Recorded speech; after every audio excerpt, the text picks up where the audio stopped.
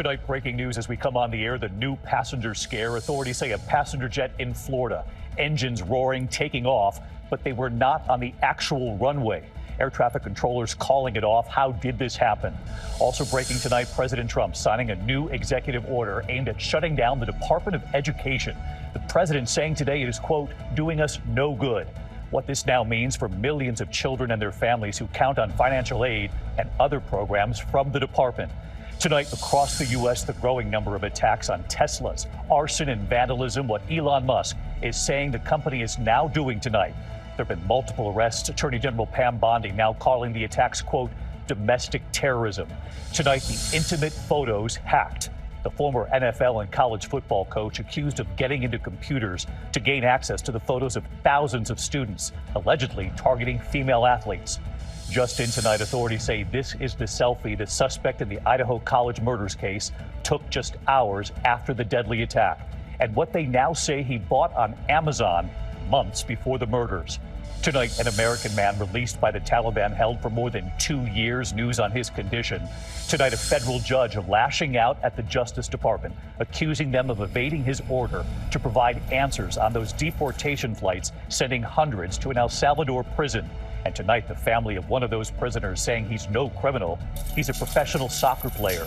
The major storm moving into the Northeast tonight from Washington, D.C. to Philadelphia, New York City to Boston. Lee Goldberg standing by to time this out. The alarming close call for children getting onto a school bus. A driver just inches away from hitting the children. And tonight here, Ringo Starr performing at the Grand Ole Opry for the first time. And we're there. The Beatles star goes country. From ABC News World Headquarters in New York, this is World News Tonight with David Muir.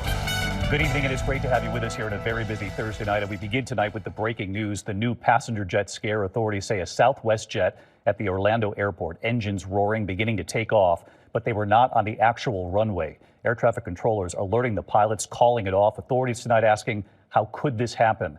And it all comes amid a new report tonight on that alarming crash landing in Toronto. Investigators now revealing tonight the passenger jet was coming in too fast. They say the pilots were warned just beforehand, an alarm signaling a dangerous descent. The right main landing gear fracturing, the plane flipping upside down, passengers strapped in seatbelts dangling upside down, and then you'll remember escaping out an emergency exit. Tonight, what that new report reveals, but we begin here with this new and alarming incident, a jet beginning to take off in Orlando, the pilots not realizing they were not on the runway. ABC's Gio Benitez covers aviation, and he leads us off. Tonight, the FAA investigating after a Southwest flight aborted takeoff, the crew mistaking a taxiway for a runway at Orlando International Airport. 3278, stop was 3278, stop, cancel takeoff clearance. You're on hotel taxiway, stop was 3278. Stop was 3278, yes sir, we stop. Officials saying an air traffic controller canceled the takeoff clearance after the aircraft began its takeoff roll on a taxiway, which runs parallel to the runway. There were no other planes involved, Southwest saying it accommodated customers on another aircraft to Albany. And it comes as investigators are giving a first look at what they say happened during that dramatic crash landing in Toronto. The Delta plane seen flipping upside down, smoke billowing from the fuselage. Examiners poring over the images. Now, just a month later, the Transportation Safety Board of Canada saying the plane was going very fast, triggering a so-called sink rate alert, warning the pilots of a dangerous descent. The preliminary report saying part of the right main landing gear fractured and the landing gear folded into the retracted position. The right wing struck the ground and broke off. Fuel spilled out of the wing and ignited. Passengers inside suspended upside down, hanging by their seat belts. Everything, drop it! Come on! All 80 people on board evacuating. Everyone survived, but 21 injured. New images showing that right wing blackened on the ground 215 feet away from the fuselage, and inside, the overhead bins popped open, luggage thrown about the upside-down cabin. And we're learning the first officer who was flying at the time of the crash had been with Endeavor Air, a subsidiary of Delta, for just over a year and had just over 1,400 total flight hours. The FAA requires 1,500 hours for commercial pilots, but because she had a special aviation degree, she was eligible for a certificate allowing her to serve as co-pilot, which is standard practice under FAA guidelines. The pilot flying was fully qualified but very inexperienced. So the weather was challenging. We knew that there were wind gusts of up to 40 miles an hour, but this frankly should have been handled. There were plenty of other aircraft that were landing just fine that day. And David, Delta has said that both crew members are qualified and FAA certified. Meanwhile, tonight back in Orlando, the FAA and NTSB are now investigating, David. Yeah, serious questions there as well. Gio, thank you. We turn now to the other major news this Thursday night. Late today, President Trump taking action to essentially shut down the Department of Education, signing an executive order with young students at his side and his new education secretary, Linda McMahon, right there in the room. The president saying the department is, quote, doing us no good. So what does this mean for millions of public school children, for financial aid and the programs helping low-income families? Here's our senior political correspondent, Rachel Scott, tonight. Tonight, with a stroke of his pen, President Trump taking a huge step towards dismantling the Department of Education. He's not able to fully eliminate the department without congressional approval, but his executive order will dramatically scale down its function. Nearly half of its staff has already been laid off. It's doing us no good. We want to return our students to the states. Most funding for public schools is already provided by state and local governments.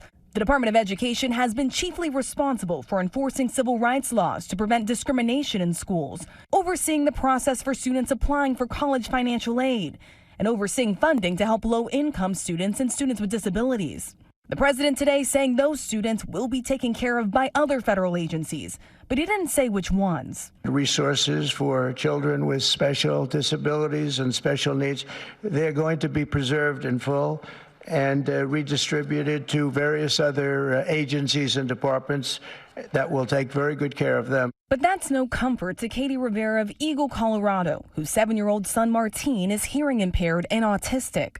I've always been really proud to be an American because of how much we fight for those who can't fight their own battles or need help. And I just feel like we're doing the opposite of that now. I asked Governor Bill Lee of Tennessee, who was there with Trump today, about her concerns. Can you personally assure the parents in your state that none of those programs will be cut? You know, we absolutely are fundamentally committed to every single child in our state and how it is that we can give them the things they need.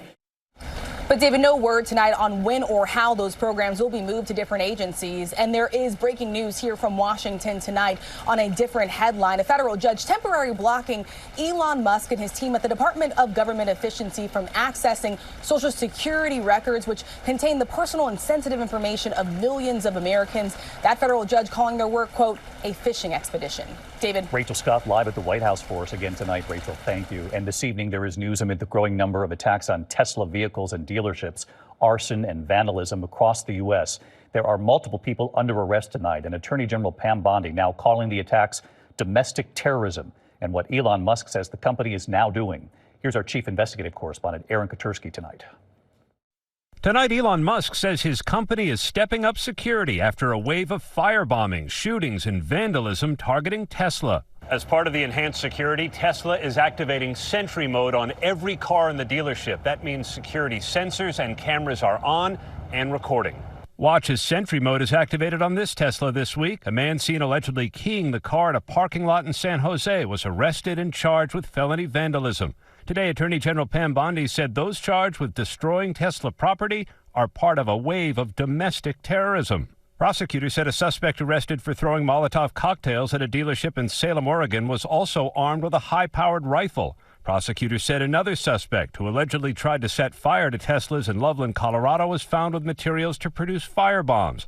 And Daniel Clark Pounder, accused of torching a Tesla charging station in South Carolina and spray painting profane messages, allegedly found with a 3-page letter voicing objections to President Trump and Elon Musk's federal layoffs, writing, "We will not stand idly by." The Attorney General insisted today, David, these cases are going to be treated like terrorism. So far, the most serious charge is arson. David? Aaron Katursky on this again tonight. Aaron, thank you. We turn now to the intimate photos that authorities say were hacked. The former NFL and college football coach accused of getting into computers at more than 100 colleges and universities to gain access to the intimate photos of thousands of students, allegedly targeting female athletes. Here's ABC's Trevor Ault.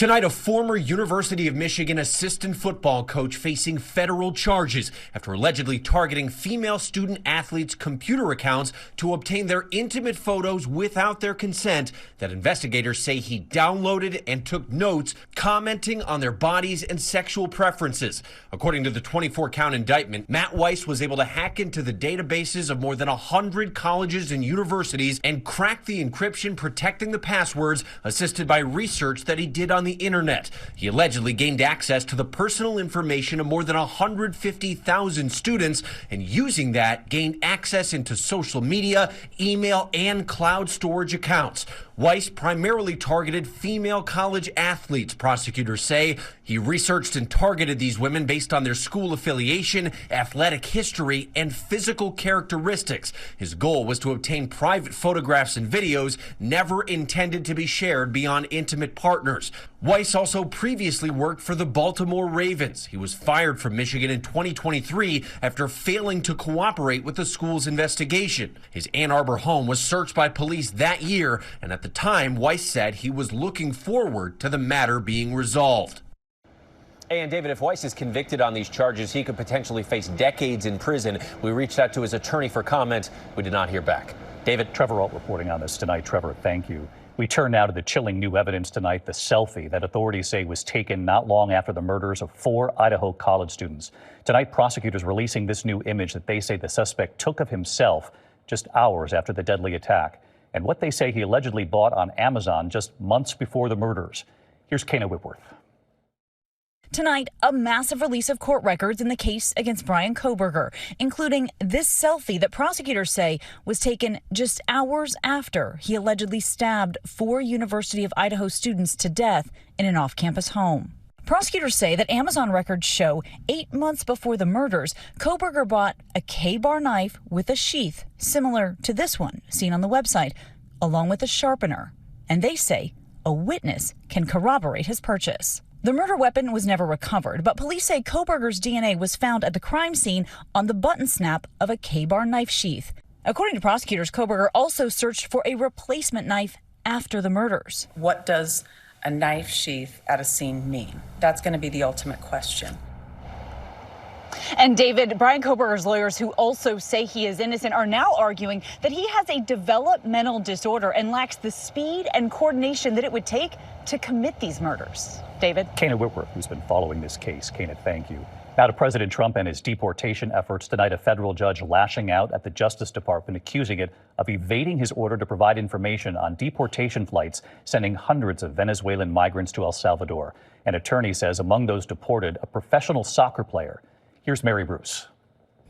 Tonight, a federal judge says the Trump administration has evaded its obligations to prove they did not defy his order by sending 2 planes of Venezuelan migrants to El Salvador. Judge James Boasberg had ordered the planes to turn around, saying he needed more information about why the more than 200 men were being deported with little to no due process. But the flights did not stop. Judge Boasberg gave the administration a deadline of noon today to hand over specifics about the flights, but tonight he says what they provided is woefully insufficient. The administration claims the men are all violent gang members, though they acknowledge many of them don't have criminal records. Officials have repeatedly refused to provide any information about their identities. We are not going to reveal operational details about a counterterrorism operation.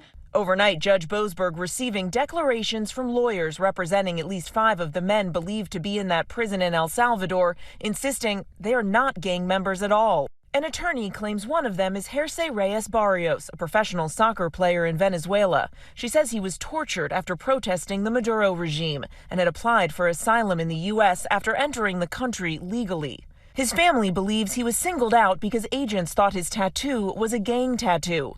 His lawyer says it's actually a tribute to his favorite soccer team, Real Madrid.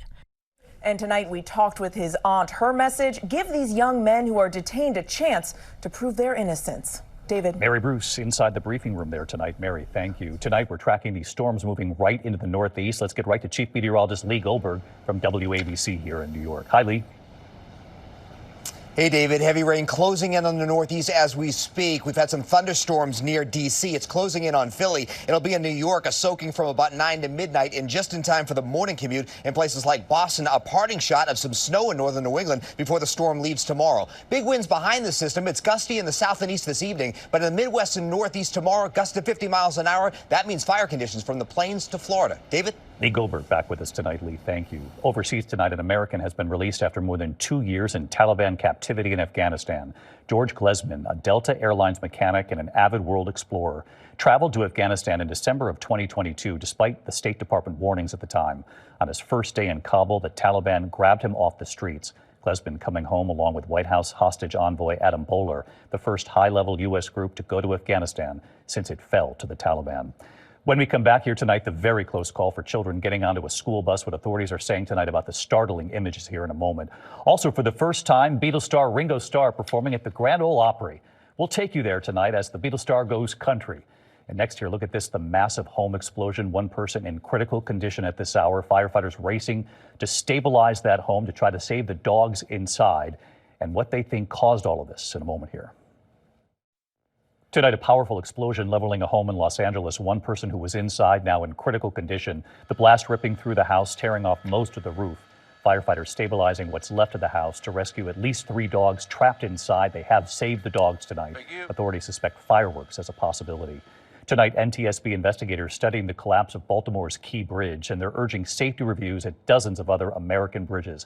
Among them, the Golden Gate Bridge, the Chesapeake Bay Bridge, and the Brooklyn Bridge. 6 people died when the Key Bridge collapsed after being struck by a cargo ship. The NTSB says if there had been a vulnerability assessment, operators would have known the risk. When we come back tonight, the scare at the school bus stop, the car passing the bus, missing the children by just inches. You'll see it. And we'll take you to the Grand Ole Opry tonight. Ringo Starr goes country. To the index tonight, the alarming close call for children getting on the bus in St. Joseph County, Indiana. Another driver missing them by just inches. A car passing the stop bus on the right side there on the shoulder, a horn blaring. Home surveillance showing 2 children on the side of the road, the car racing through between the children and the bus. Police tonight looking for that driver. When we come back here for the first time, Ringo Starr at the Grand Ole Opry. ABC World News Tonight with David Muir, sponsored by Pacific Life, creating financial security for nearly 160 years. Finally tonight here, the Beatles star Ringo Starr goes country. Nightline's Byron Pitts at the Grand Ole Opry. I need somebody help, not just anybody. He held that famous umbrella in Help. Penny Lane is in my ear. Rode a horse in those red dress coats in Penny Lane. And got the crowd swaying as he always did in Hey Jude.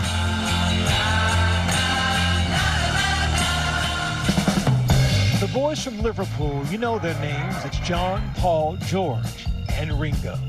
You called them your brothers. My brothers and my friends, yeah. I'm an only child. I ended up with 3 brothers. I loved it. Why was it so magical, you think? It just worked. And that band came together, and it really worked, and we worked. Now 84 years old, a resurgence of sorts with a deeply held passion. American country music. Ladies and gentlemen, please welcome for the first time to the Grand Ole Opry, Ringo Starr. Playing a special one-night-only show at the most famous country music venue on the planet, Nashville's beloved Grand Ole Opry. Well, I bet you are gonna be a big star. Keep your eyes. In collaboration with country music legend T-Bone Burnett, Ringo is back with his 21st studio album, Look Up. A love letter to country music. Well, I hope you'll come and see me. Ringo realizing his lifelong dream of playing music his way in front of this crowd. What was it about country music that spoke to the heart of a kid from Liverpool? I think the emotions of country music. They're very emotional songs, so many of them. Was it cool to love American country music in 1950s England? Oh, yeah. And where I come from, I'm blessed because Liverpool is a port. Every 3rd house, one of the sons was in the Merchant Navy. And they were going around the world, and they go into America, they would bring records in. What will you want people to remember about you? I think it's all down to the music. Millions of people know about the music, and hundreds know about me. I mean, it still surprises me that the beat goes on. Ringo seemed right at home. Our thanks to Byron, and thank you at home. I'm David Muir. Good night. Thank you for making World News Tonight with David Muir, America's most watched newscast.